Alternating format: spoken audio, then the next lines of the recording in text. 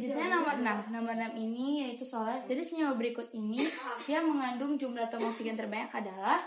Nah, ini kita terpaku pada kata oksigen aja. Oksigen itu yang O. Kita hitung satu-satu ya teman-teman. Nah, kalau ini ada 4 dan di luar dari ini tuh ada angka 3, berarti 4 dikali 3, 12. Ini dikali karena ada angka 2 di depan. Nah, ini tuh bilangan utama yang dimiliki oleh semua unsur. Jadi, semua unsur sini tuh harus dikali sama ini. Jadi, 12 dikali 2, yaitu 24.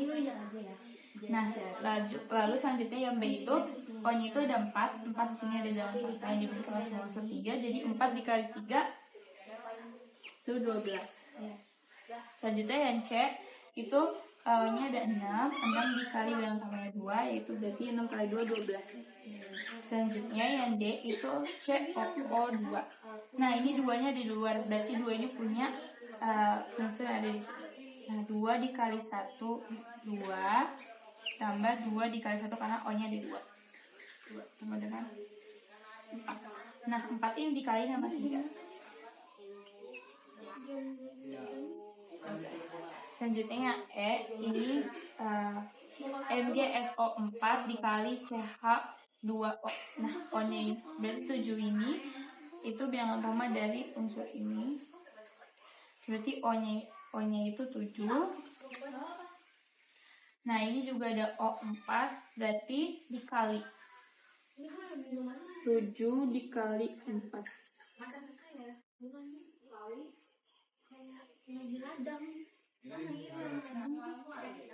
Jawabannya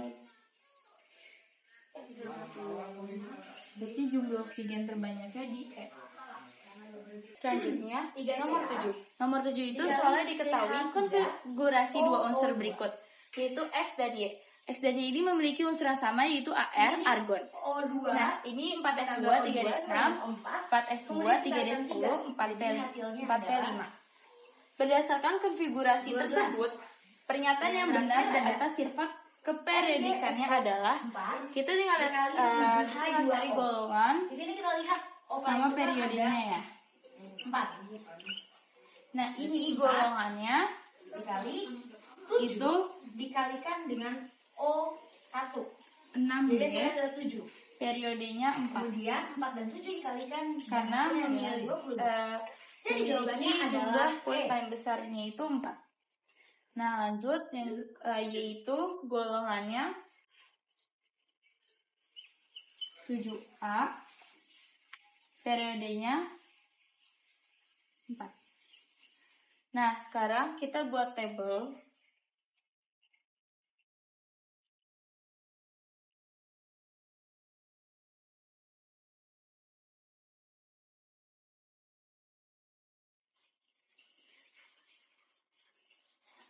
Golongannya itu ada 1B sama 7A. Nah, sekarang unsur X ini sama-sama 4. Nah, sekarang unsur X itu di 6B dan periode 4. Berarti X di sini. Lalu unsur Y itu 7A dan periodenya 4. Nah, sekarang kita lihat X dan Y berada dalam golongan yang sama. Salahnya teman-teman, karena X dan Y itu berada di berbeda golongan. X berada di golongan 6B dan dia berada di golongan 7A. Nah, daya hantar listrik X lebih kecil daripada Y. Nah, teman-teman, jari-jari kita lihat dulu di opsi yang C, jari-jari atom. Jari-jari atom itu selalu paling beda karena jari-jari atom itu makin ke atas semakin besar, semakin ke bawah semakin kecil, semakin ke kanan semakin kecil, semakin ke kiri semakin besar. Itu kayak gini. Jadi kalau misalnya di sini dibilang jari-jari atom lebih kecil daripada Y, itu salah ya teman-teman. Karena jari-jari atom itu harusnya jari-jari atom itu yang paling besar itu X. Jadi Y itu harusnya yang paling kecil. Nah, selanjutnya kalau daya hantar itu kebalikannya. Di sini dibilang daya hantar listrik X lebih kecil dibanding Y. Sedangkan kalau misalnya daya hantar atau kebalikan jari-jari atom yaitu gini. ini semakin ke kanan itu semakin besar. Semakin ke kiri itu semakin kecil. Nah, semakin ke bawah itu semakin besar, semakin ke atas tuh semakin kecil. Jadi kalau misalnya di sini dan daya hantar listrik X lebih kecil daripada Y itu salah, karena harusnya daya hantar listrik X itu lebih besar daripada Y.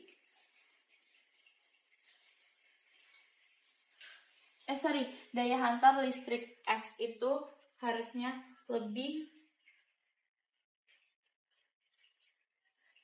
besar daripada Y. Selanjutnya yang D, afinitas elektron X lebih besar daripada Y. Nah, afinitas elektron itu sama dengan daya hantar seperti ini. Di sini bilang afinitas elektron X, ini X, lebih besar daripada Y. Salah teman-teman, karena harusnya afinitas elektron X itu lebih kecil daripada Y.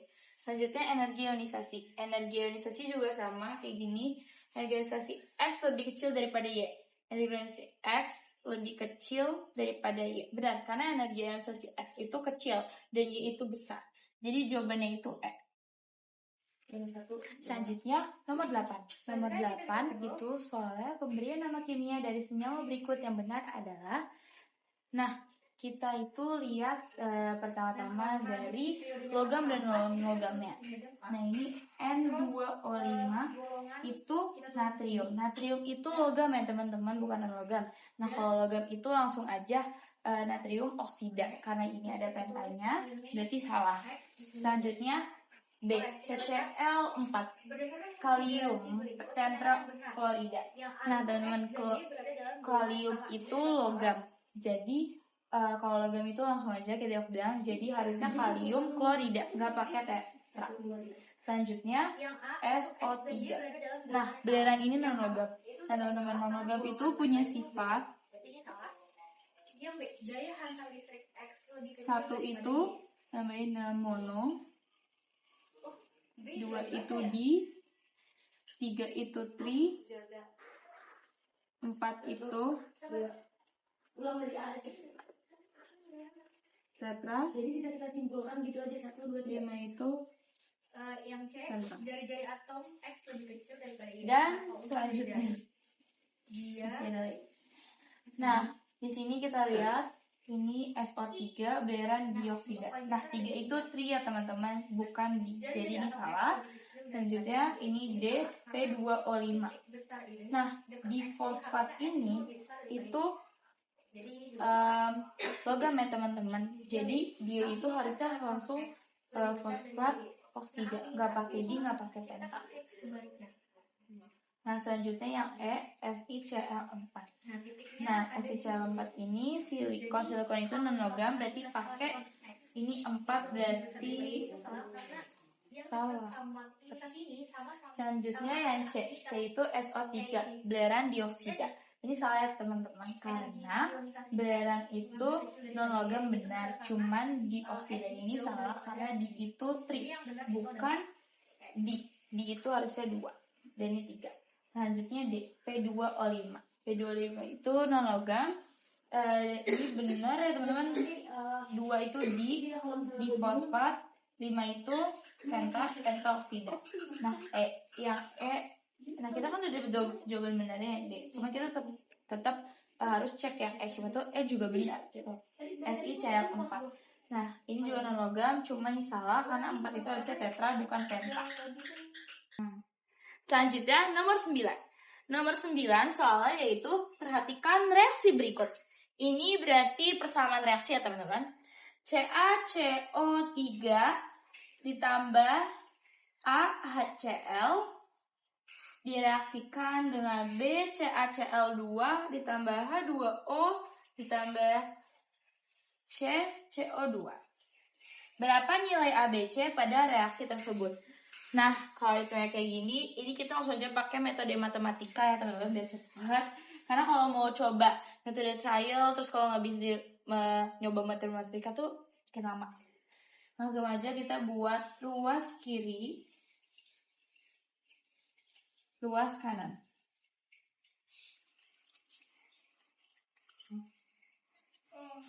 Nah, sini kita lihat dulu ruas kirinya. Ruas kiri di sini ada yang pertama ada unsur Ca, lalu ada C, ada O, ada H, ada Cl. Nah, sekarang kita lihat dulu yang ruas kiri ya. Nah, ruas kiri ini Ca-nya itu 1, C-nya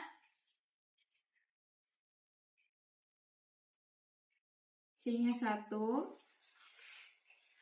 O-nya 3,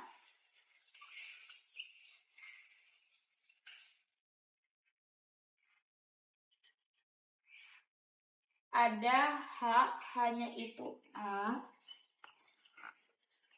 Cl-nya juga A, karena ini adalah bilangan utama yang dimiliki oleh semua unsur.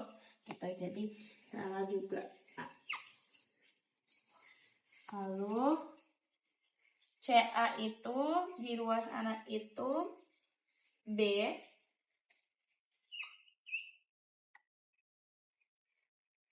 C itu di ruas kanan itu C,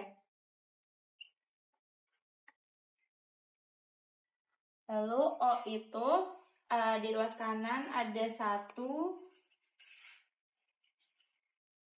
dan 2, berarti ini 2 dikali C jadi 2C, ada 1, berarti 1 ditambah 2C.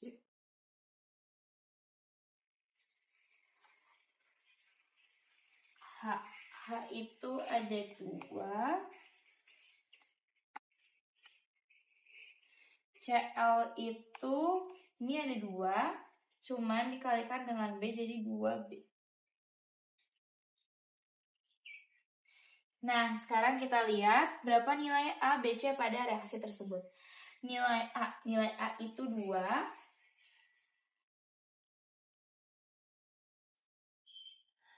nilai B itu 1, lalu nilai C itu 1. Berarti 2, 1, 1. Yang benar itu di C. Nah, sekarang yang terakhir. Nomor terakhir yaitu nomor 10 dengan soal electron terakhir. Suatu unsur memiliki bilangan kuantum N sama dengan 4, L sama dengan 0, M sama dengan 0, dan S sama dengan -1/2. Perhatikan pernyataan berikut. Yang pertama, unsur tersebut berada pada periode 4. Yang kedua, unsur tersebut terletak pada golongan 3A. Yang ketiga, unsur tersebut mempunyai 4 elektron valensi. Yang keempat, unsur tersebut dapat membentuk ion dengan muatan +2. Yang kelima, unsur tersebut berada pada golongan yang sama dengan nomor atomnya 19. Nah, sekarang kita perhatikan dulu bilangan kuantumnya. Ini kita lihat dari N dulu. N itu kan jumlah kulit yang paling akhir kan. Kita langsung tulis aja 4. Nah, sekarang yang L. Nah, L ini 0. Kenapa sih bisa L sama dengan 0? Karena ini itu menggunakan azimut.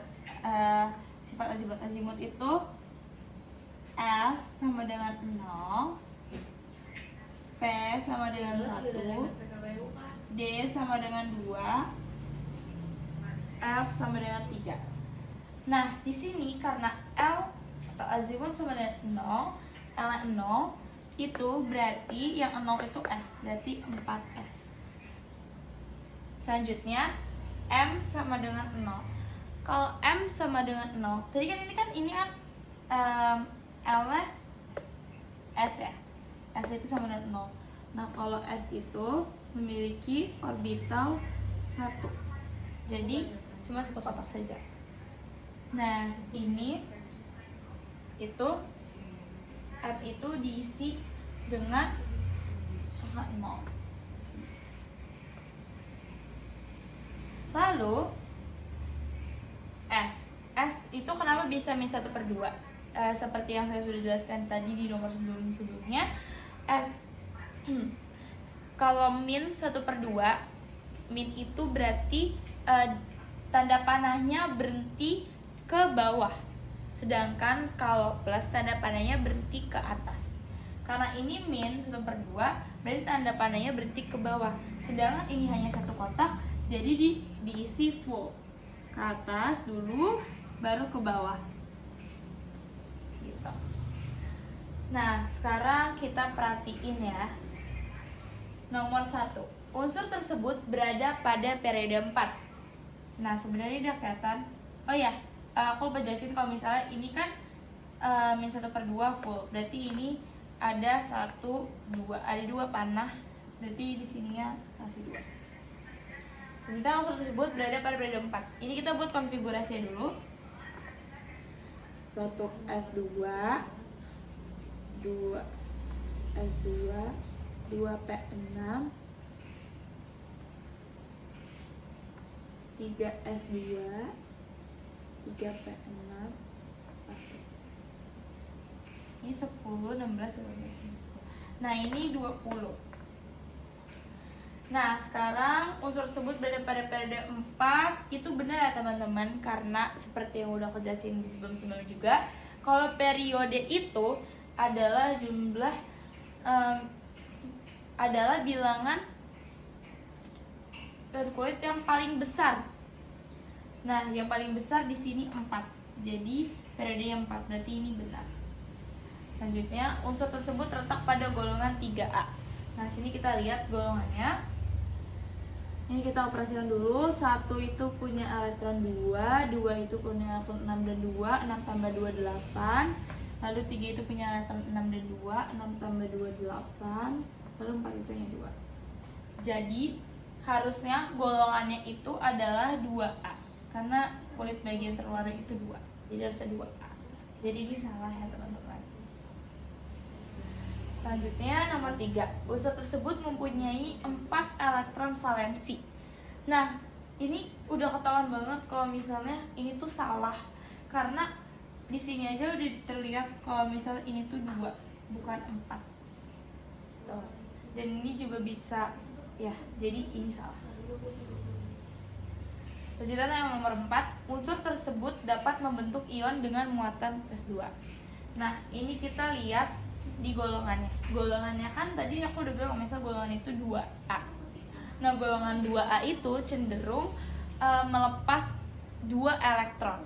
Nah, tadi di sebelum-sebelumnya juga aku jelasin kalau misalnya plus itu melepas elektron, kalau misalnya minus itu menerima elektron. Jadi ini benar ya teman-teman. Nomor 5, unsur tersebut berada pada golongan yang sama dengan nomor atomnya 19.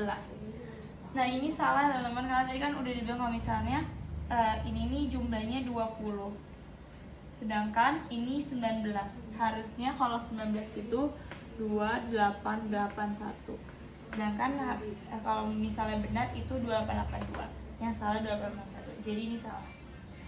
Jadi jawabannya 1 dan 4 itu berada di B.